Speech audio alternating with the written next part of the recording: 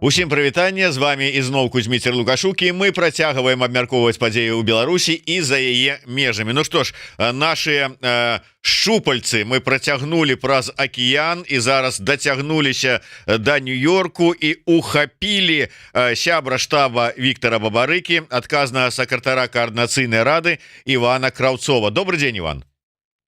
Привет, привет. Как слышно? Ну, чуваць больш-менш нормально. Дзякуй вялікі, што узняўся так рано. Колькі там у Нью-Йорку? 8 гадзінаў раніцы? Да, но не так и рано. В принципе, уже почти в рабочем состоянии. Ну вось я спадзяваўся, что ты будешь с холла трампаўскага вот этого хмарачоса, где будзе написано Трамп и все астатніе, до нас выходзіць у эфир, каб праілюстраваць свае сімпатыі. А ты вот неяк вот все ж таки вырашыў по-простому. Чаму? Слушай, ну, Трамп Тауэр, надо сказать, интересное зрелище. То есть, чтобы ты понимал, там есть и Трамп-кафе, и Трамп-гриль, и музей Трампа, и магазин сувениров Трампа, и даже бутик Гуччи прямо на первом этаже Трамп Тауэр. То есть, в принципе, это такой символ капитализма. Поэтому всем, кто когда-нибудь будет заезжать на Манхэттен, я точно советую зайти и глянуть. Вот. Но сегодня мы с тобой, да, к сожалению, из номера отеля, все скучно, зато здесь тихо, и можно услышать, что я говорю.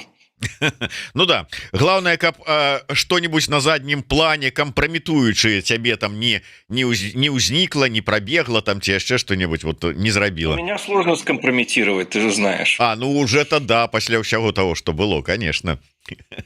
Но насамрэч сапраўды у гэты хмарачос, у гэты сімвал капіталізма трампаўскага я не заходзіў, але праязджаў міма, показывали мне, вот бачыш, вот написано, и конечно уражвае само гэта ўсё. А наколькі давай знаешь, что пачнем сапраўды, але давай перш чым мы до Трампа дойдзем, такие актуальные, мне просто патрабавалі мае коллеги и наш СММщик, каб я задаў табе пытанне, потому что пакуль что апроч Трампа новая такая информацыйная нагода, якая абмяркоўваецца, гэта шпіёны ГРУ, якія, оказывается, мало того, что прониклі ў Польшу, але і прониклі яшчэ ў дэмакратычны асяродак.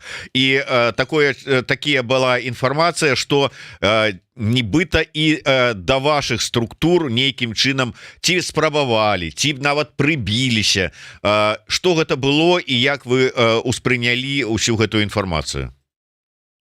Да, слушай, честно говоря, я сам узнал про это только от Белорусского расследовательского центра, вот, о том, что вот была с этими ребятами проблема. Да, я так понимаю, что они находились в Варшаве какое-то время и пробовали в разные структуры внедриться. Да, там вот и от НАУ был комментарий, я так понимаю, они с ними взаимодействовали. И да, они у нас записывались как члены оргкомитета разом, даже, мне кажется, были вот на одном из ивентов в Варшаве, но это единственный момент, когда, в принципе, я их видел. Тут, конечно, повезло, потому что никаких вопросов они мне не задавали, и взаимодействия у нас с ними не было, потому что все-таки, ну, разведка – это серьезное дело. Не хотелось бы, знаешь, снабжать информацией не совсем дружественных людей. А тое, что вот яны і пытанняў асаблівых не задавалі і неяк все ж таки не здолелі прыклеіцца до ваших структур, гэта кажа про іх, ну я не ведаю, нерашучасць, непрафесіяналізм, ці яны ваши структуры, ну как бы так так троху пацікавіліся, але вырашылі, фигня нейкая, нефіка з ними связываться. Честно говоря, это же было уже довольно давно, да, то есть это было почти 3 года назад, то есть мне сложно вспомнить. Насчет того, почему не задавали вопросов, ну, слушай, могу только гадать. Может быть, у них какие-то были другие задачи, может, они, не знаю, просто собирали информацию. Вот, поэтому, что тут я могу сказать, только можно спекулировать. Добра, тады яшчэ одна актуальная тэма з апошніх навінаў, гэта інфармацыя, ну дакладней фото Марыі Калеснікавай, якое з'явілася учора, якое там Роман Партасевич, які невядома якім чынам потрапіў у рэжым на рэжымны аб'ект. Ну дакладней вядома якім чынам ён туды потрапіў. Ваша рэакцыя на з'яўленне гэтага фото і гэтай інфармацыі? Слушай, ну реакция, безусловно, позитивная. Мне кажется, вот и Таня Хомич прокомментировала и в наших соцсетях тоже. Потому что, ну, видеть Машу спустя почти 2 года, после того, как уже ходили слухи о том, что она чуть ли не при смерти, ну, это большое дело. И мне кажется, что, ну, мы тут не одиноки. Я видел там реакцию людей в соцсетях. Ну, это большая радость. Убедиться, что с человеком, за которого ты переживаешь, все в порядке. Поэтому вот такая реакция на фото. Конечно, как я понимаю, там не до конца все хорошо со здоровьем. Я не знаю, будут ли дальше какие-то еще детали. Может быть, Роман Протасевич что-то еще будет публиковать. Это мне неизвестно. Но Маша выглядит, несмотря на вот эти проблемы, которые все равно остались, операция на желудке, она дает все равно определенные последствия. Ну, вы видели, она видит довольно бодро. Ну, безусловно, это в моменте, безусловно, мы не знаем, через что ей приходится проходить каждый день. Конечно, когда ты видишь отца, то, наверное, сложно сдержать улыбку, но, в общем, вы, наверное, сами все видели. Маша улыбается. Як ты па-чалавечы зараз, ну і ў прынцыпе як сябар Марыі Калеснікавай паставіўся, калі з'явілася ну скажем так, выказванні ці каментары да гэтага здымку накшталт таго, што ну дык яна не дрэнна выглядае ў параўнанні з Зянковічам, напрыклад, ці з Палінай Шарэнда-Панасюк. Яна вон усміхаецца, і зубы цэлыя, і не схуднелая, і ўвогуле ў нейкім такім памяшканні, якое больш нагадвае дачу КДБ, чым нейкія там турму ці нават лекарню турэмную. Вот твоя рэакцыя на это? Честно, комментарии читаю мало, тем более сейчас не совсем совпадаю по времени. Но что касается там помещений, ну я так понимаю, что ну, для встречи ее вывели куда-то, то есть это явно не то, где она сидит, каждый день проводит время. Что касается там вида ее, слушайте, ну это же фотографии, хорошая генетика, сильный характер, то есть мы как бы тоже должны делать на это поправку. Насчет того, что там кто-то пишет, ну, конспирология как бы всегда присутствует, да, конспирологические телеграм-каналы – это наше все, они с нами уже сколько, с тех пор, как появился Телеграм, поэтому, ну, что мне сказать, ну, жаль, что люди недооценивают сложность заключения. Ты же знаешь, у меня отец сидел 5,5 лет в Бобруйске, и я прекрасно знаю, что это такое, и самое главное, что вот сложности со здоровьем, деградация состояния, она же может произойти совершенно внезапно. То есть ты ездишь к человеку, ты приезжаешь, он 3 года, выглядит абсолютно нормально. Ты приезжаешь в следующий раз через полгода, его не узнать. У него выпали зубы, он похудал. Поэтому, ну, как бы, слушайте, не будем, я надеюсь, что никто не желает увидеть Машу в плохом состоянии. Поэтому, ну, эти комментарии, какую цель они преследуют, даже сложно мне понять. Тым не менш, твоё меркаванне, а якую мэту пераследуе увогуле з'яўленне гэтых фотаздымкаў і зараз вот менавіта ў дадзеным моманце. Да, я разумею, вось буквально там колькі там тыдняў таму была размова Лукашэнкі з журналістам BBC, дзе задавалася пытанне наконт Калеснікавай, і что-то ён там сказаў. Ну, знаешь, ён-то любіць сказаць про тое, что я вам потом расскажу, будет очень интересно, і праз 30 гадоў нічога і не рассказывае, не показывае. А тут вот раптам у моманце з'яўлення гэтай фотаздымка і дазвол на гэтую сустрэчу пасля 2 гадоў інкамунікада. На што гэта разлічана, што далей, якія можа быць уздзеянні на яе могуць быць зробленыя, ці не спрабуюць такім чынам маральнага ціску нейкага вот такого інжынернага там ці псіхалагічнага нейка там перафарматавання зрабіць з яе, ну я не знаю, другого Воскресенскага? Ну, ты, конечно, их всегда загнешь. Я думаю, Воскресенского из Маши сделать невозможно практически, да, то есть скорее она не знаю, мне кажется, очень сложно это представить. Что касается там мотивов, слушай, ну опять же, будем спекулировать. Не очень хочется спекулировать. Что точно понятно, что там за последние полгода мы увидели какие-то группы людей, которые были освобождены. Да, это там не, это, скажем так, в основном гуманитарные группы по состоянию здоровья. Да, там не у всех людей, у некоторых там срок уже подходил к концу, но у кого-то не подходил. То есть мы видим, что все-таки ситуация изменилась по отношению к политзаключенным. Да, можно сказать, что вот 30 выпустили, 30 посадили.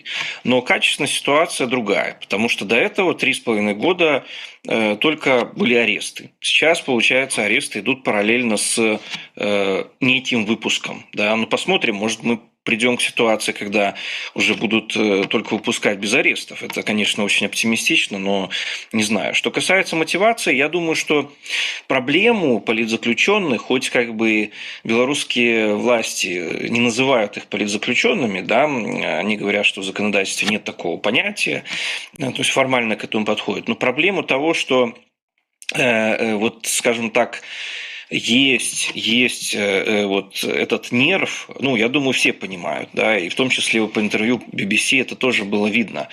И важность в том числе политзаключенных для гражданского общества, для Запада, для стран Запада, я думаю, тоже власти Беларуси очень понимают.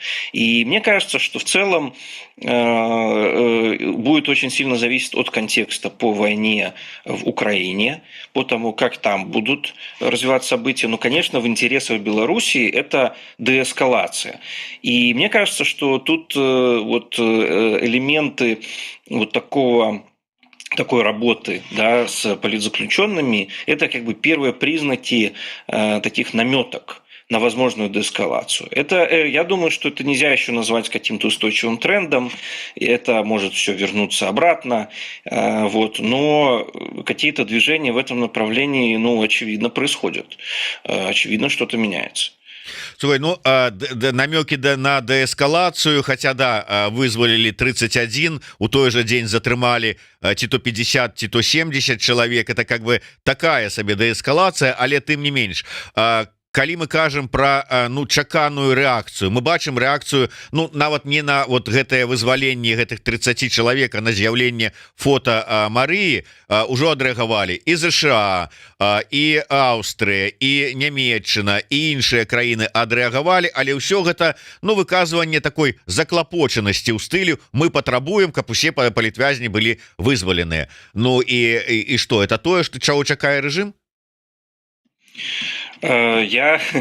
Слушай, я честно не могу влезть в голову тех, кто принимает решения, в голову Лукашенко. Да? Я не Сергей Чалый, который специализируется на психологии Лукашенко, и не Карбалевич, который специализируется на мыслях Лукашенко. Что я могу точно сказать, что есть экономический очень понятный вопрос. То есть это невозможность людям путешествовать в Европейский Союз, и это в том числе торговые ограничения. Может ли Беларусь жить без них? Да, может. Но было бы лучше, если бы их не было? Да, было бы лучше.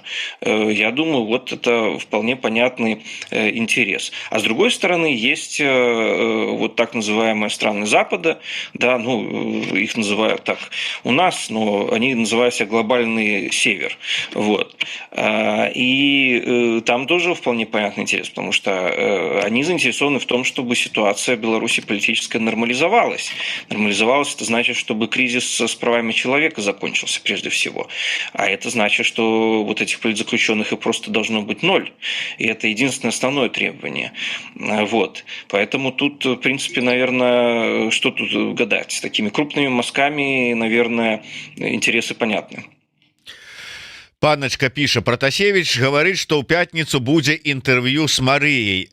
Ну паглядзім, конечно, гэта інтэрв'ю с Марыяй, такая дзіўная сітуацыя, такі Протасевич вырашыў падседзець гладкую на таких вось інтэрв'ю з закладнікамі. Ну але чаго вот ты б чакаў ад гэтага інтэрв'ю? Что я не знаю, я думаю, что Маша, скорее всего, передаст всем привет. Я не ожидаю каких-то там новостей экстремальных. Но, честно, опять же, могу только гадать. Я на встрече не присутствовал, с Романом Протасевичем сценарий не обсуждал. Если будет какое-то видео, ну, посмотрим, какого оно будет размера. 5 минут, 30 минут. Мне сложно сказать.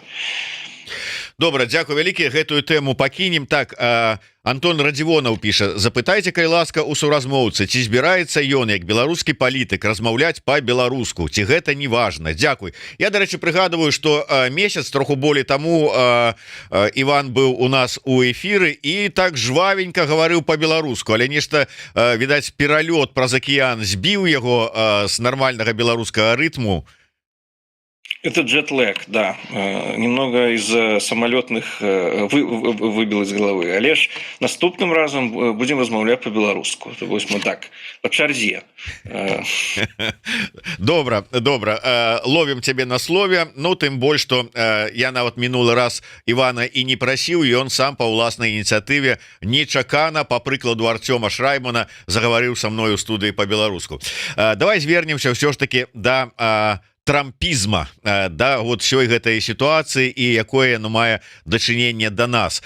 Ты напісаў у каментарах там в адным чаце про тое, што ну гэтыя вот амерыканісты, эксперты, палітыкі, тыя, якія у Амерыцы не жывуць, але могуць там вельмі добра аналізаваць сітуацыю, але лепш слухаць, это, конечно, добра, але лепш слухаць саміх амерыканцаў, людзей на зямлі.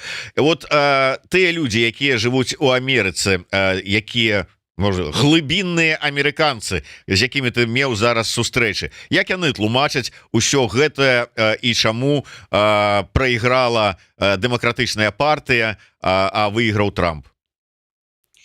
Слушай, да, но тут, конечно, как по такой известной поговорке, ну, Нью-Йорк – это не Америка, да, то есть мы должны помнить, что в целом, ну, США – это же довольно по такому образу расселения, ну, как скажем, ну, немножко как сельская страна. Да. Селянская нация, да, сгодны. Да, то есть это ковбой, да, то есть это вот ранчо, сел с утра на машину, там поехал, закупился там продуктами, ну, в общем, ты весь в делах, ты в домашних заботах. И это тоже накладывает отпечаток. То есть политика в этом смысле демократическая, она не делается в Нью-Йорке, там не делается в Вашингтоне, а она как бы делается на местах, где люди голосуют. Вот. И тут же какая история получилась. Вот я тоже посмотрел телевизор, поговорил с людьми. Сейчас все, конечно, наперебой говорят, обсуждают, почему демократы проиграли. И там, знаешь, разные версии. То там не умеют разговаривать с людьми, то зациклились на интерсекциональном феминизме и гендерной повестке, то они там не говорили про экономику, да, то там Камала Хэррис недостаточно хороший оратор. Но правда в том, что почти во всех социальных группах республиканцы добавили в поддержке. И я думаю, что основной такой вот нерв, он именно экономический. То есть у людей сложилось ощущение, что правительство буксует, и что правительство не обеспечивает им тот стандарт жизни, к которому они привыкли.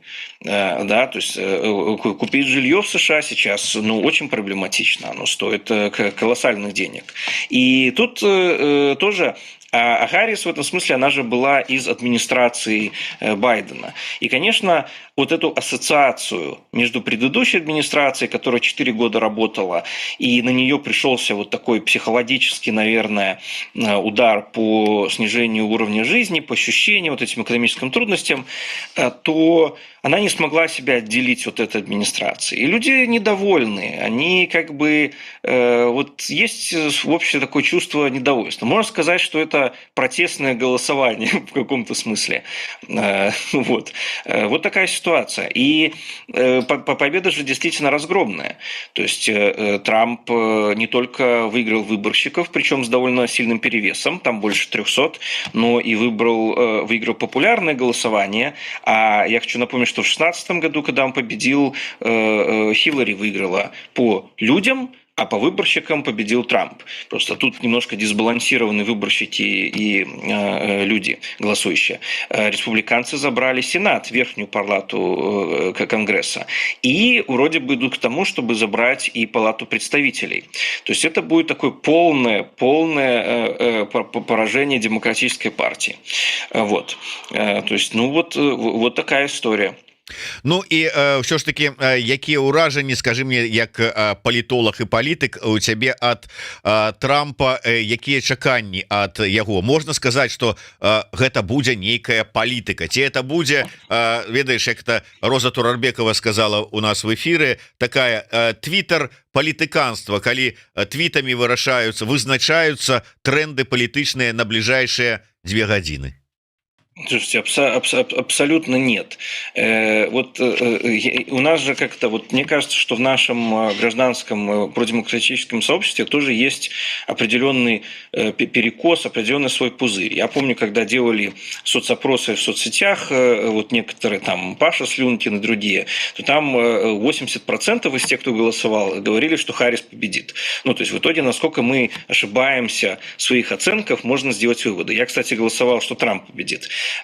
Слушайте, это не работает здесь так, что ты пришел как самодур и все творишь. Вы даже посмотрите по назначениям. Вот про политику. Марко Рубио сейчас номинирован на должность госсекретаря, и это один из самых, на самом деле, профессиональных республиканцев, которые есть. Это не какой-то там, вот знаете, фрик или что-то еще. Вот. Поэтому точно ясно теперь по назначению, об этом, кстати, тоже писали некоторые белорусские СМИ, что, по крайней мере, внешняя политика будет довольно умелых руках. Остальные вещи тоже. Как бы не надо думать, что Трамп вот за вот этой такой, за таким имиджем сумасшедшего, он при этом реально сумасшедший. Да? То есть игра на публику – это все-таки не, скажем так, ежедневная работа. Да, со всеми как бы, но, которые есть, но ничего не развалится. И я, честно говоря, уже устал слушать за последние 4 дня сентимент, и это тоже, конечно, присутствует вот особенно от определенных кругов здесь в Нью-Йорке, которые работают с международными институтами, в ООН в частности, потому что мы вот были в понедельник в ООН тоже. Они, конечно, все вот тоже подсели, знаешь, на этот нарратив. Все, пришел Трамп, сейчас все обвалится. Чуть ли не ООН развалится. Но, честно говоря, смешно слушать. Потому что США, прежде всего, в ООН финансируют именно экономические программы. Например, мировую продовольственную программу. Да? И очень странно себе представить, что там Трамп отберет деньги у американских производителей продовольствия, которые, собственно, субсидируются через эту программу. Я думаю так. Ничего не развалится, все, в принципе, будет работать, как оно есть, может быть, даже лучше будет работать.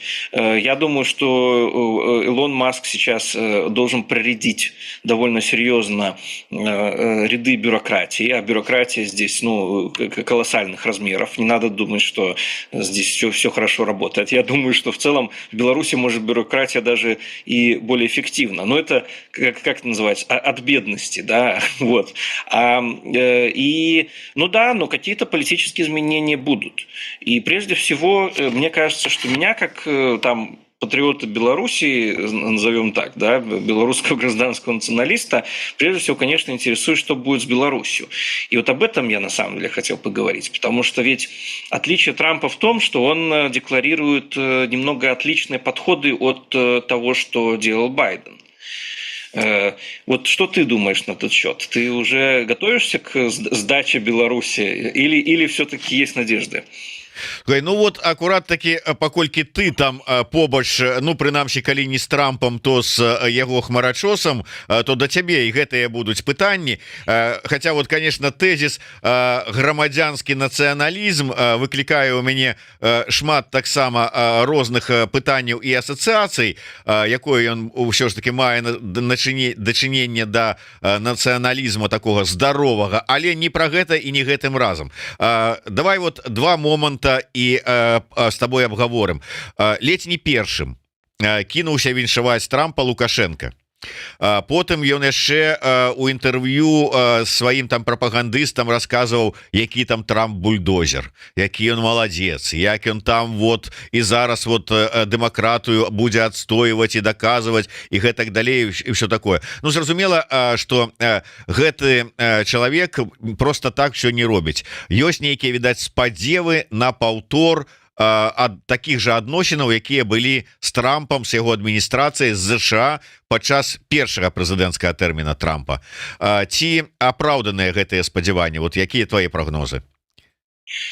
Слушай, но эти ж на самом деле надежды похожи немного на, скажем так, вот наши надежды, да, вот с медадминистрации. Я немножко поясню. То есть, почему, я думаю, там Лукашенко зашевелился, и многие зашевелились. То есть, конечно, здесь какое ожидание? Что если ты, в принципе, понимаешь, что при действующей администрации, а тут надо понимать, что Байден, Байден это скорее его команда, и прежде всего Национальный совет по безопасности, да, где был Салливан. Если ты понимаешь, что с той командой, которая была в Белом доме, точно уже нет никаких для тебя возможностей, то, конечно, когда приходит новая команда, чисто даже теоретически, практически, ты ожидаешь, что, может быть, какие-то возможности появятся. Я не думаю, знаешь, что это работает на уровне отношений, что вот, знаешь, там созвонились, мы там два мужика поговорили и все решили. Это точно так не будет работать.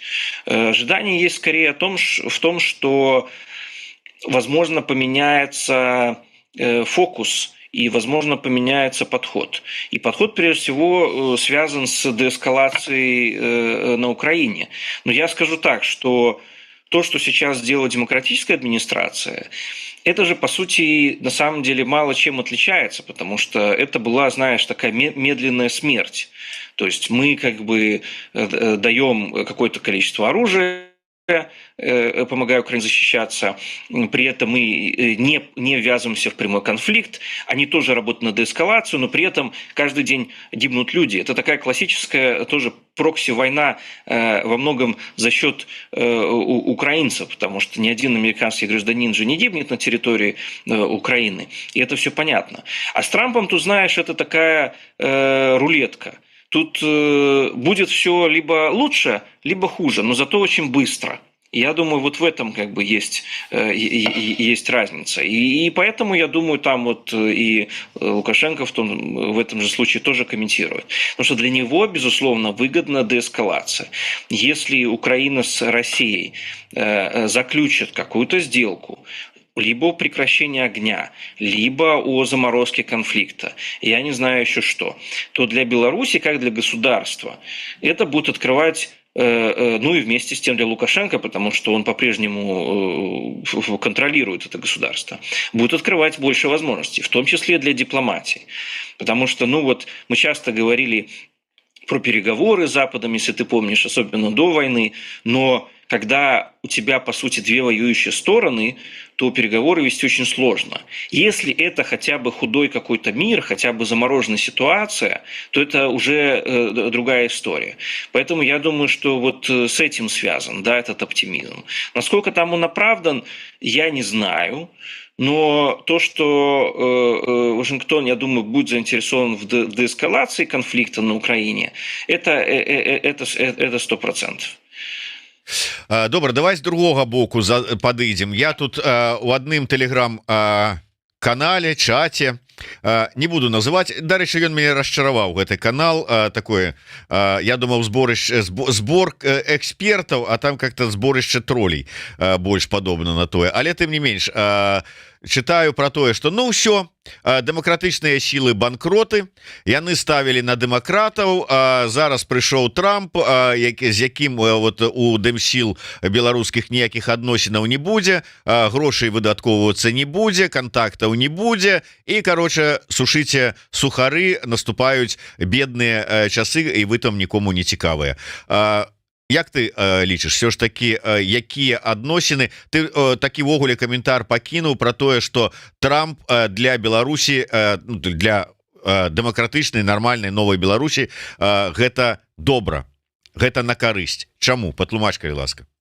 Ну, именно поэтому, что я думаю, что для Беларуси, и в том числе для освобождения политзаключенных, и в том числе для прекращения репрессий, чем раньше война на Украине, российское вторжение в Украину деэскалируется, чем это раньше перейдет в некий такой, ну хотя бы холодный конфликт, тем это лучше, потому что это открывает для нас возможности, в том числе и по переговорам по освобождению политзаключенных, и плюс это укрепляет суверенитет Беларуси, потому что она становится менее зависима от России, становится возможным каким-то образом двигаться обратно к какому-то балансу.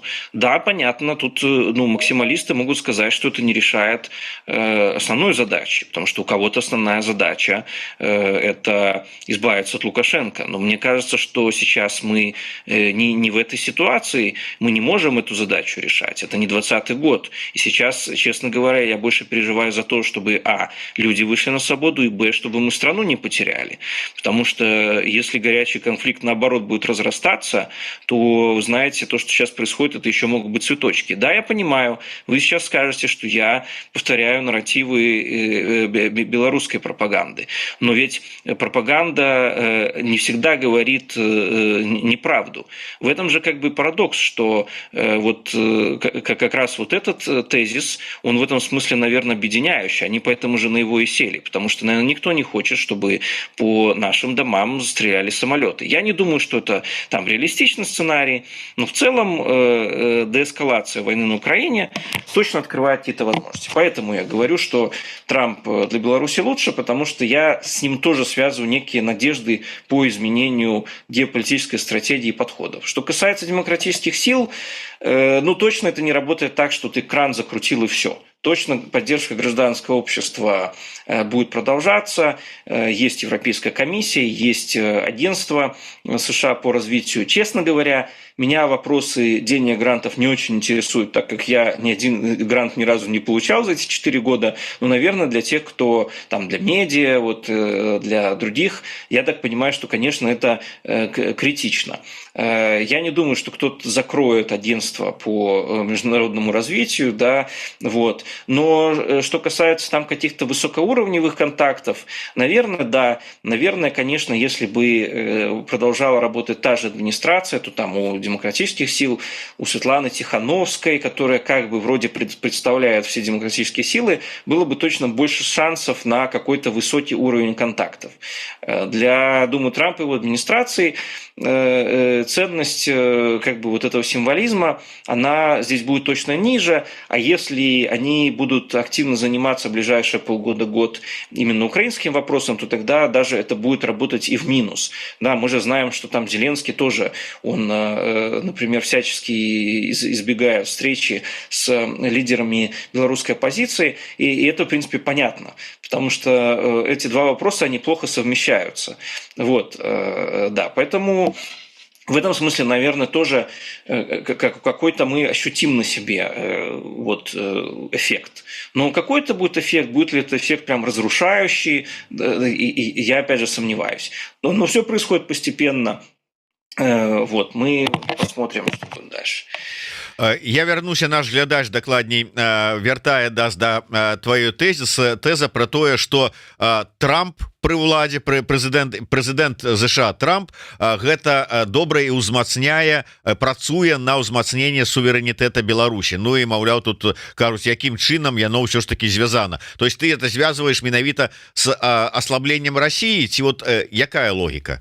Яшчэ раз патлумач, калі ласка. Смотрите, логика довольно простая. что пока идет горячий конфликт на юге от Беларуси, закрыта граница с Украиной, и Беларусь фактически является страной, которая предоставила территорию для агрессии и воспринимается как там с агрессором, хотя технически она не в состоянии войны с Украиной, то она имеет все последствия. То есть санкции, которые применяются к России, начинают применяться к Беларуси. Вот недавно запретили, например, экспорт услуг софтверных. Да? Окей, белорусский бизнес уходит там с западных платформ, с Google Cloud, с Амазона и переходит там на российские платформы. Да? То есть это все создает как бы тренд впихивания Беларуси в такие love-hate relationship с Россией. Вот. А нам важно все-таки, чтобы Беларусь имела возможность для баланса интересов. Ну, слушайте, на границе люди стоят по 10-15 часов, не могут поехать в Европейский Союз. Это тоже, я не думаю, что это работает, скажем так, на укрепление суверенитета Республики Беларусь. И пока вот этот конфликт горячий находится вот в этом состоянии, пока Беларусь как бы участвует косвенно в этом конфликте, то каких-то подвижек в обратную сторону, да, там открытие пограничных пунктов, что-то еще, очень сложно себе представить. Поэтому в этом смысле, развязывая ситуацию в регионе, мы укрепляем немного Беларусь. Это знаешь, вот как это говорится, вот есть мост, а есть стена. Вот когда между двумя сторонами хорошие отношения, то мост, он как бы выигрывает, да, вот Беларусь мост, мы часто там эту метафору говорили, да, а сейчас Беларусь это стена, она на себя принимает весь удар, да, ну, в Украине стена как бы разрушена, они воюют, а мы как бы вот в этом смысле становимся не мостом, а стеной. И хотелось бы, чтобы это не продолжалось. Поэтому вот так это влияет прежде всего. Ну и плюс, опять же, вот там, знаешь, когда говорят, что вот там Путин поздравил, Лукашенко поздравил. Слушайте, Трамп точно действует в национальных интересах США. Он довольно такой серьезный хардлайнер, он довольно жесткий. То есть я точно не думаю, что речь идет о том, знаешь, мы уже Трампа обвиняем в том, что он собирается ползти на коленях. Да? Ну, это просто смешно. То есть это в любом случае комбинация давления и переговоров. То есть то, что собирается делать Трамп, оно может у него не получиться, но, по крайней мере, собирается это делать. Вот. И вопрос же не в количестве военной помощи. Основная проблема – это люди. Это просто отсутствие достаточного количества людей в Украине, чтобы поддерживать оборону в такой ситуации, как она сейчас, достаточно длительное время. Потому что вот многие говорят, там, конфискуйте у России деньги, дайте Украине, там, дайте оружие.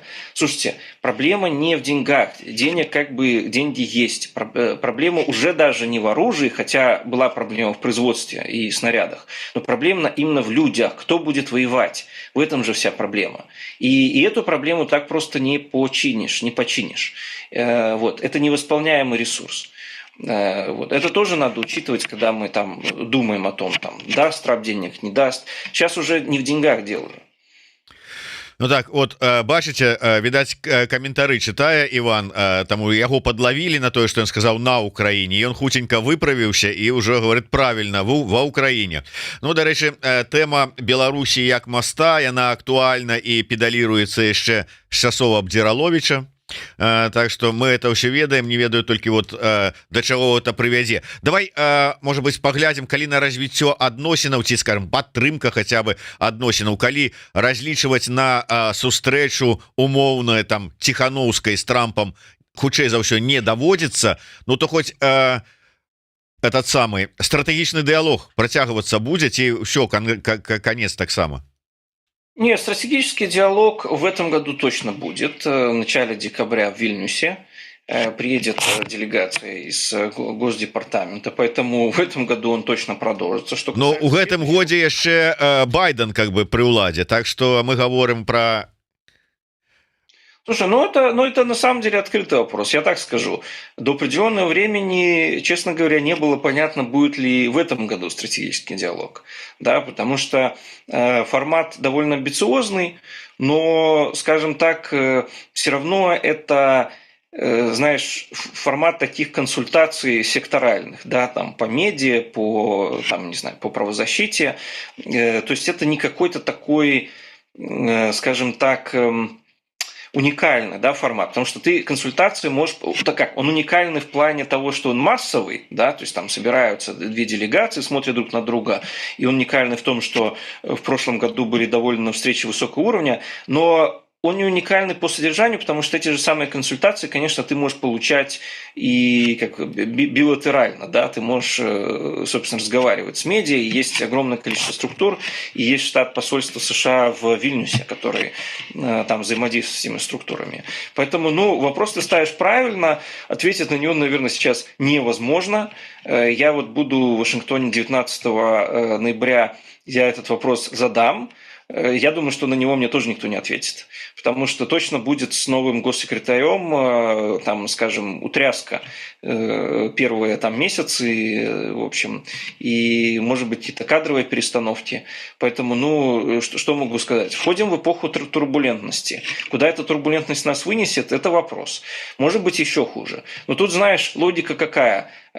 Логика, если и так ситуация очень плохая, то, ну, тогда, наверное, может быть, от каких-то оригинальных действий, неожиданных, можно что-то улучшить. Но можно, конечно, и ухудшить, без вопросов. Так, ну я ведаю, что у тебя там хутка будзе першая сустрэча твоя ранішняя ўжо пачынацца, таму на завяршэнне пытанне можа быть звязанае с унутры беларускай повесткай. Гэта вось выбарчы гэты рытуал, які зараз рухаецца поўным ходам. Чаго ты па выніку чакаеш? Ці спрацуе спадзяванне рэжыма, што з дапамогай вот паказання, што вот глядзіце, колькі у нас тут людзей удзельнічае ў выбарчай кампаніі, там сколько прэтэндэнтаў, да, там хтосьці зняўся, хтосьці там галасы не сабраў. Ну вот уже ж адкрыта, ледзь не дэмакратычна ўсё адбываецца. Прадаць гэта як, ну как бы давайте налажваць адносіны, мы тут ужо перагледзелі, у нас тут все там дэмакратыя просто віруе. Не, ну слушай, ну это так, слушайте, ну это так не работает. То есть тут действительно есть как бы вот я думаю, что там тоже на той стороне, вот, ну, так скажем, на стороне наших противников, соперников, там есть, знаешь, разное понимание ситуации. И вот мне кажется, все равно есть еще люди, которые глубину вот того, куда мы все вместе попали, они немножко недооценивают. То есть они немножко пытаются полумерами обойтись. То есть это не значит, что там завтра Лукашенко нужно уйти в отставку, чтобы с ним не начали разговаривать. Нет, я думаю, что будут разговаривать и с Лукашенко в том числе. Но я думаю, что уже вот имитация, она здесь не очень подходит. Более того, как бы же понятен основной болевой вопрос, мы это обсуждали. Основной болевой вопрос – это политзаключенные. И как бы вот без этого, без там того, чтобы заключенные вышли на свободу, ну как ты можешь провести свободный политический процесс? То есть тут же как бы очевидно, вот люди участвовали в избирательной кампании, и они сидят в тюрьме. А ты рядом проводишь еще одну избирательную кампанию. Ну это как бы... Ну как? Ну, оно просто не выглядит натуральным. Поэтому мне кажется, что тут риска на самом деле этого нет. Вот. Если бы да, если бы к моменту выборов людей бы выпустили, это была бы другая история, но этого уже точно не будет. Вот. Поэтому я думаю, что тут даже и такого нет риска, честно говоря. Ну вот ты говоришь палітвязні, і я тут спрабаваў хуценька знайсці, каб цытату даць, але не знаходжу, але знаходжу. Адным толькі вызваленнем палітвязняў Лукашенко Трампа не зацікавіць. Вот Слюнькін, которого ты сёння ўжо ўзгадываў, гэта ў інтэрв'ю Свабодзе сказаў. Так вот, тая ж самая Турарбекова казала про тое, что правы чалавека, палітвязні для Трампа это, ну, как бы пытанні нават не трэцяга эшелона, а 23-го. То есть вот як, чым зацікавіць? Слушайте, ну, есть, опять же, базовые экономические вещи. Если начнется программа восстановления Украины, то станет вопрос о том, что делать с границей с Беларусью. И прежде всего украинская сторона будет заинтересована в том, чтобы возобновить сообщение и возобновить торговое сообщение, железнодорожное сообщение. Вот. То есть в этом смысле у Беларуси есть довольно неплохой спонсор в этом процессе. Вот. Это первое. Второе. Вопрос же не только в политзаключенных, вопрос еще в конфигурации безопасности. И, скажем так, если критерием для входа за стол переговоров или для консультаций по Украине для Лукашенко это будет в том числе освобождение политзаключенных, то тогда, я думаю, это будет хорошая мотивация. Вот. Слушайте, но это целая страна на 9 миллионов.